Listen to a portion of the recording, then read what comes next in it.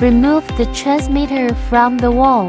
Remove the back cover of the transmitter by unscrewing the screws with a screwdriver.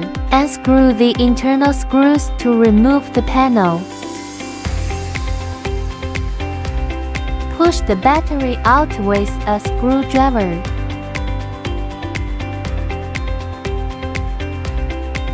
Install the CR button cell into the battery slot, paying attention to the positive and negative terminals.